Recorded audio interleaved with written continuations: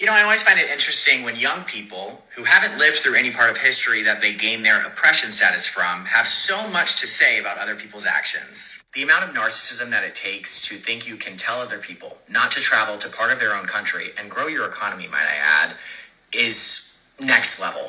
What is going on, you guys, and how are you guys doing today? I hope you all are doing fine. If you're joining for the very first time, thank you so much for tuning in. Please don't make it your last time, and if you have not subscribed, please let's take this channel to 1,000 subscribers. Help smash the subscribe button and let's get to 1K, you guys. Yesterday I posted a video of a white man who was angry at the post this lady made. She literally just posted something like a few seconds saying native people respectfully asking people not to vacation in Hawaii, but them not listening and going anyway. This was what this lady posted, and this white guy got pissed. He called her so many names. He said she's being narcissistic. He said they are gatekeeping the culture.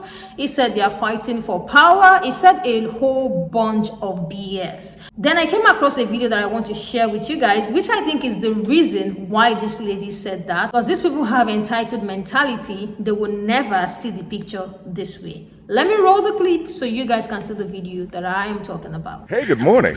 A moment in white history.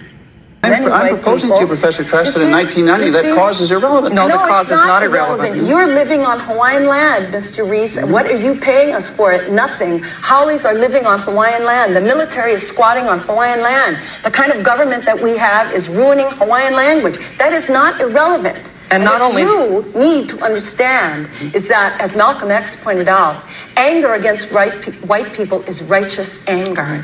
Well, it is not racism. I know, but it's not racism, and so do I, and so do many other people of color. And not only that, I think, but you've got to look at the circumstances. What Haunani said in her original letter is absolutely true.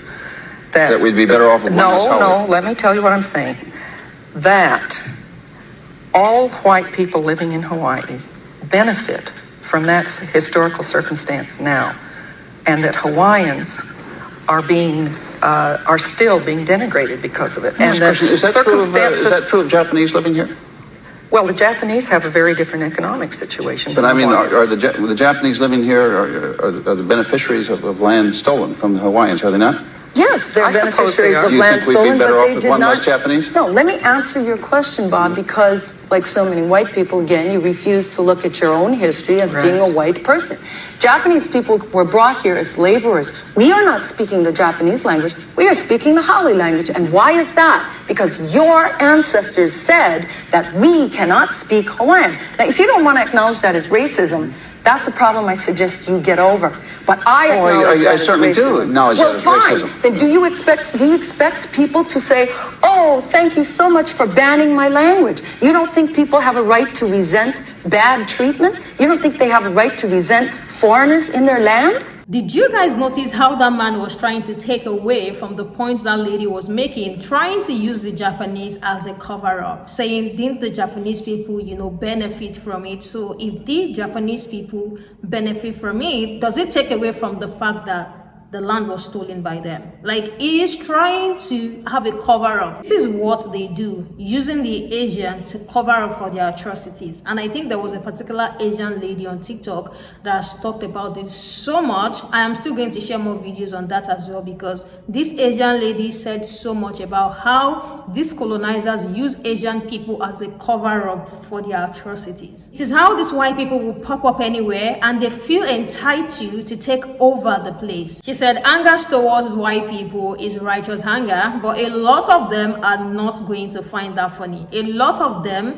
are not going to accept that. A lot of them are going to act like the things that they do or the evil they've done to these people is not valid anymore. Before I say anything else, I just wanted to take a moment to check in with the indigenous people, especially those of y'all from Hawaii. Are y'all okay? It really sucks that you have to come up on here and listen to garbage takes like that, where people are treating you like land back is somehow equivalent to colonization. It's bullshit. I know you know it's bullshit. I'm sorry. I love you. I hope you're okay. The rest of this video will be addressing this and people who think like this person.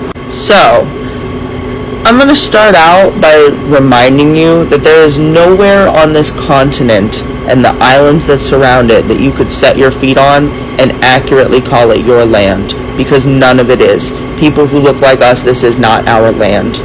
This is land that ancestrally we have pillaged, invaded, destroyed, colonized, exploited, enslaved the residents of, brought other people from other indigenous places to be enslaved here. White history on this continent is deplorable. It's atrocious.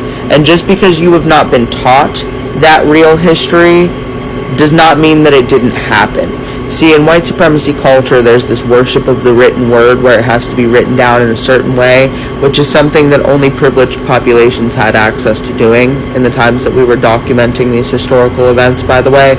And also consider the fact that people globally use oral histories.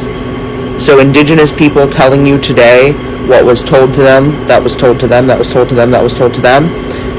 They're telling you the history. That is how they record the history. It's accurate. Just because you don't want to hear it doesn't mean it didn't happen.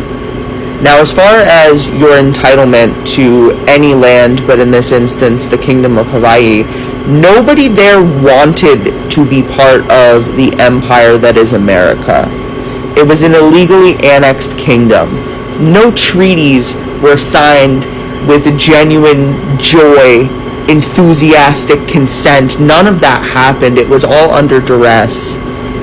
People were being just destroyed, physically, psychologically, any way that a person could be destroyed. That is what colonization does. That is what enslavement and exploitation does. And the people who are indigenous to Hawaii want to keep the land alive and protect it from tourists who just want to ravage it as a commodity. You don't want to go there because you care about the land. You want to go there because you think you're entitled to be wherever you want to be. And that is simply not the case.